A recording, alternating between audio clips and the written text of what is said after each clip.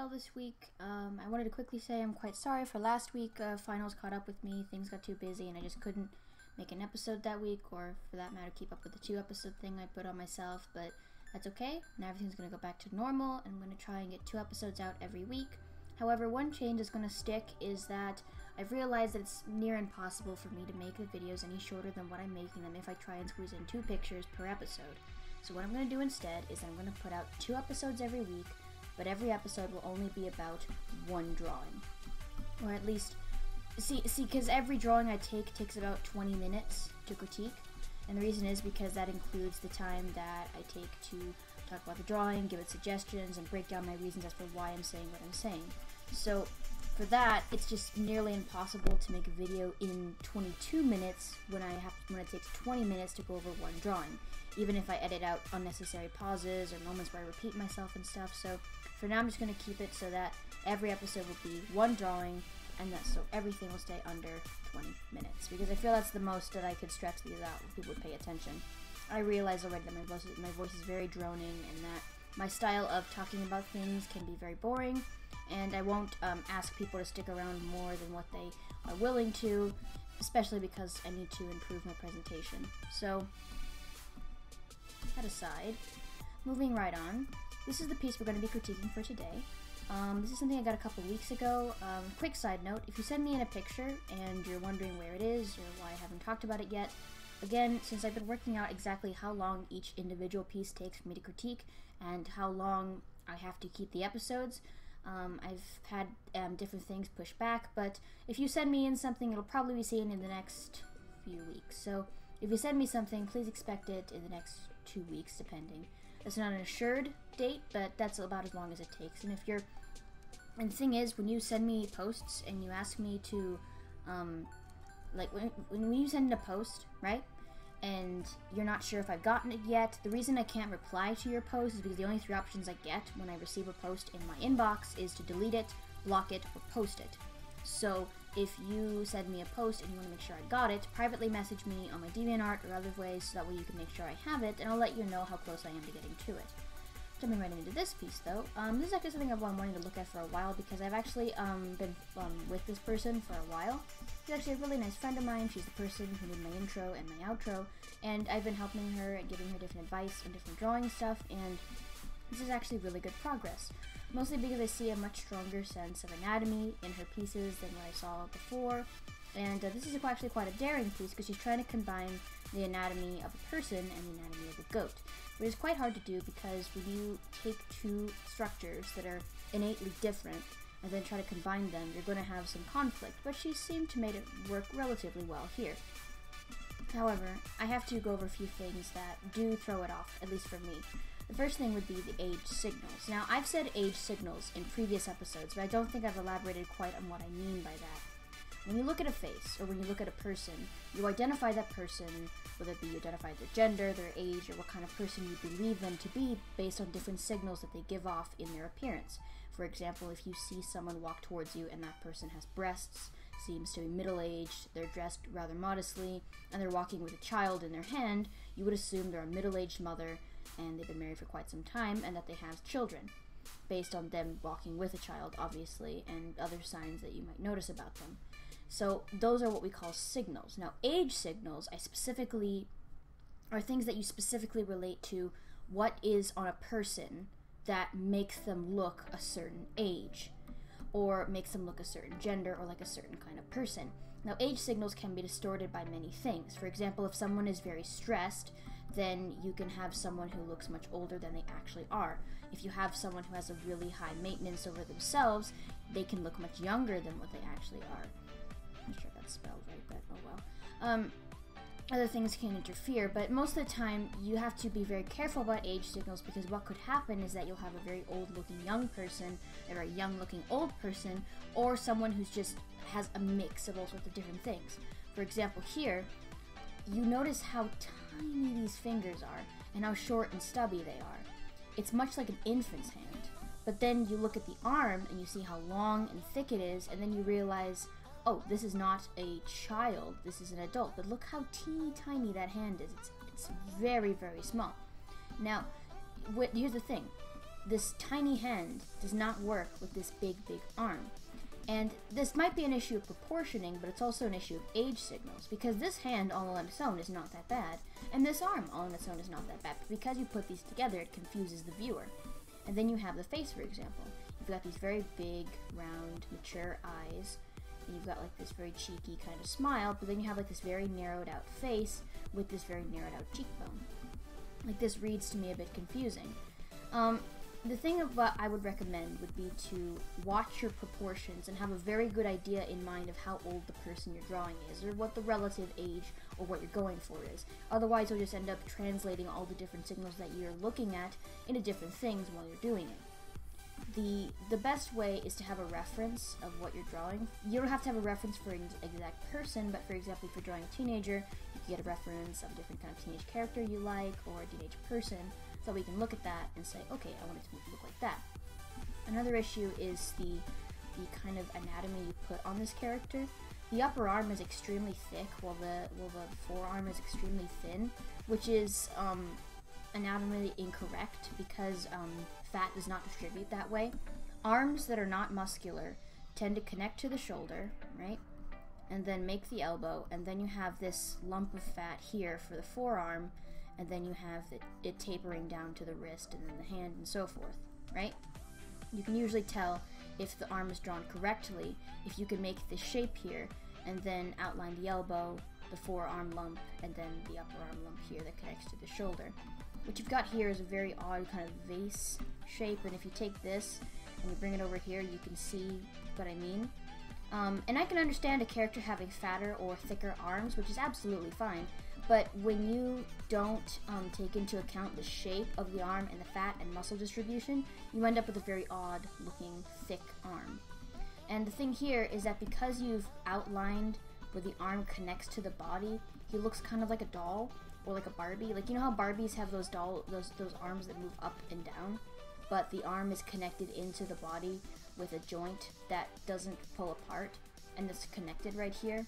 It looks rather odd, and I don't think this line or this line need to be here. The other thing is that this chest right here, this collarbone is very confusing. It cuts into this arm and is very straight, at least too straight for what this angle would be. His shoulder is aligned upwards, or at least angled up, so if you bring this up like this and bring this up like this, it'd make more sense. But another thing is that because he is, like, I think you've translated him to be relatively chubby because of how thick his arms are, it wouldn't make sense that his collarbones are so defined. If you were to draw his chest more appropriately, you would just draw it like this, and you wouldn't need to have this second line here. These two lines being like this and like this don't make sense anatomy-wise, and they look incorrect. So I would just say watch how you draw chests, and watch the age signals, of course, and maybe look up some references for different chests. If you're wondering about the age signal thing with the hand, like I was talking about before, basically infants have very small hands. Infants, when they're born, have very concentrated little pockets of fat in their whole body. So for an infant, it's quite normal for them to have very tiny hands, obviously, and for their hands to be very round and small and aligned with fat. They're not used to bending their little hands yet. They have a tremendous time with joints and articulation, so when you have like a teeny tiny little hand like that with fat little fingers, it looks like an infant. And the fingers tend to be so small that they can't bend it yet. Like, you can look at an infant's hand and you can see what I mean, right? They have teeny little fingernails and so on. So this is kind of what like an infant's hand would look like, but an adult's hand is already well defined. They already have fully grown out thumbs and index fingers. They have a fully matured hand palm and so on. Babies don't have all of their body fully developed. That's why if you were to proportion out a baby to an adult, you would see that the baby is about 4 to 5 heads tall, while a full-grown adult is 7 heads tall, usually. So, like, when you look at an infant's hand, that's why they have such a hard time, you know, moving around and grabbing things, because their bodies are not proportioned and developed all the way out yet. So when you draw an adult, or an adult hand, you gotta take into consideration the length of the fingers and the joints and so on, and take into account the knuckles and everything. You don't have to define the knuckles, by the way. I see a lot of people who overly define the knuckles, which isn't really necessary. Overly defining neck veins or muscles isn't really necessary and can kind of contradict the thing you're trying to create. For example, if you're drawing a very muscly person and you draw out the neck vein or you overly define the knuckles, it can make them look dehydrated or make them look like they're skinny. So you have to watch the signals you give. The knuckles are not necessary to be there, because if you look at your own hand most of the time, your knuckles are not very defined unless you clench your hand into a fist. So don't draw them unless it's necessary. So you see the difference here. This is an adult's hand, right? And then there's the child's hand. The child's hand is much stubbier, smaller, shorter, and everything like that, and even more wrinkled.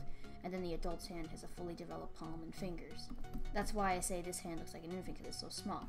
If his hand was to be correct size-wise to the rest of him, his hand would be something like this, where the fingers would be about this long. Not exactly like this, of course, because it's just a quick sketch, but something more like this. There, you can see. Take that off, you can see how much larger they're supposed to be compared to the arm. And if you were to correct the arm shape simply by drawing on top of it, I would probably say do this going here, and then just define the rest of it. Again, you gotta watch that fat distribution. Fat distribution is very crucial because the fat is in the body, but if you don't distribute it right, it doesn't look like a body. Because people's bodies are like bags that you fill out with different weights. So when you don't fill out a body correctly with the right weight to put the weight in the right place, the body looks odd. So you just gotta watch those age signals.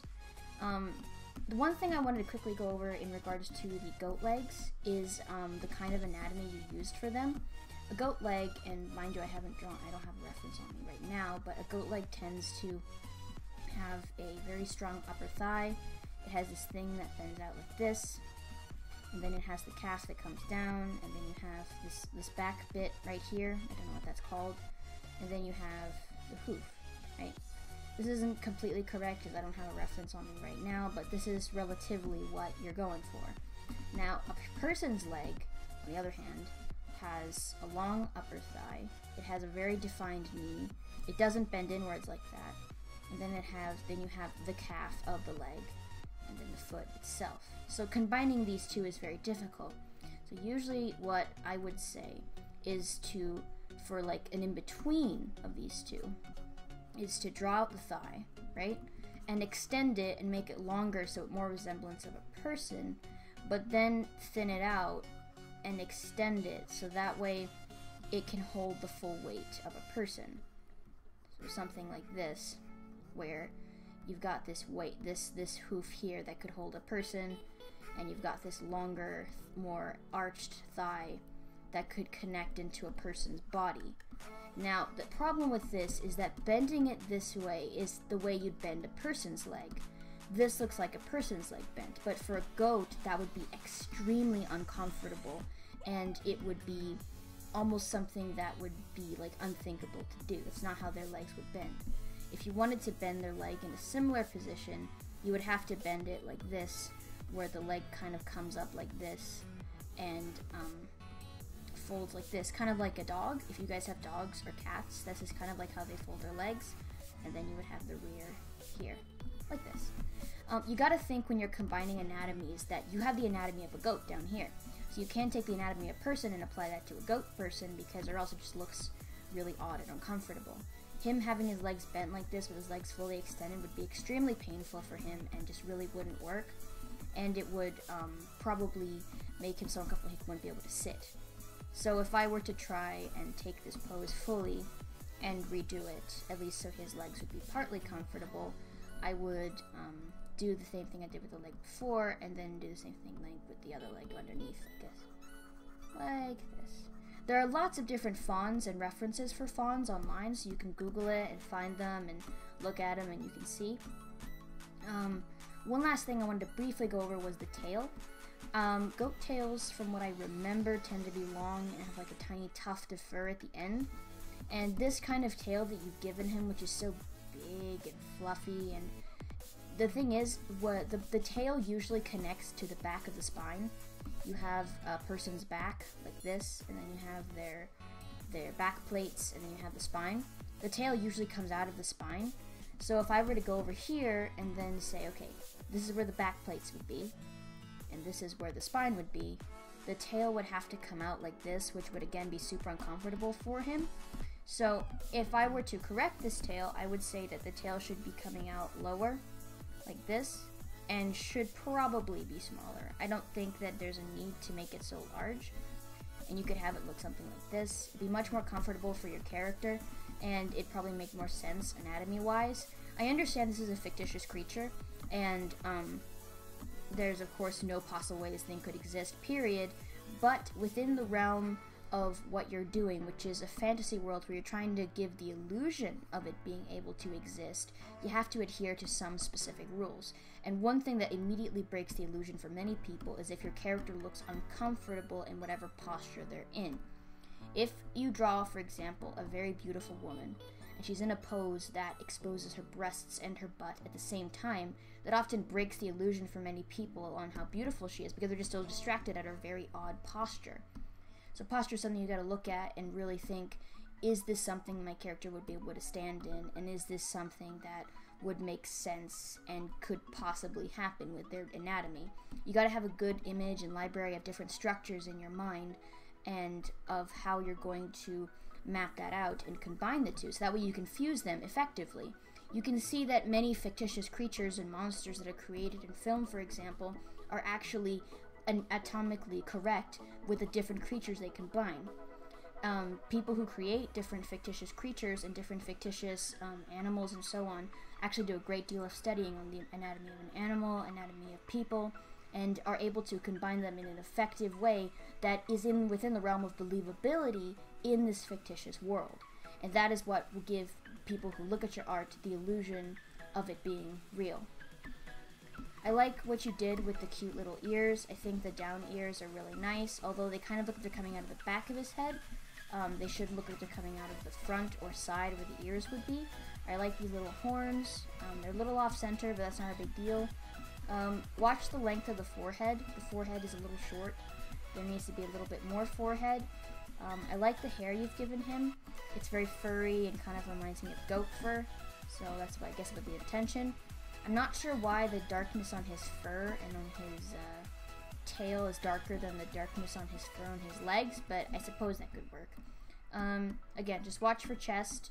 Use references, of course. I will link you some if you wish. I will leave some here in your help sheet, so that way you can look at this and remember it. This is very good work. I'm glad with the progress you've made. You're getting a stronger sense of anatomy, but remember not to always trust your eyes. Your eyes can deceive you. Something may look right or look okay, but a good way to test yourself is to flip your painting backwards or upside down. If you flip it backwards, you tend to see a lot of the mistakes that a picture has, and never be afraid to do that. It's a very common thing that many people are afraid to flip their paintings or flip their pictures because it looks ugly when you do that, but it's something that's actually quite helpful to your work, because when you flip it, you can see the mistakes, and you want to fix those mistakes and not run from them. So flipping your picture is something very effective, and if you are using a traditional piece like this one, you can just flip it to the light and you can see the underside of it. Flipping it upside down actually helps a lot as well.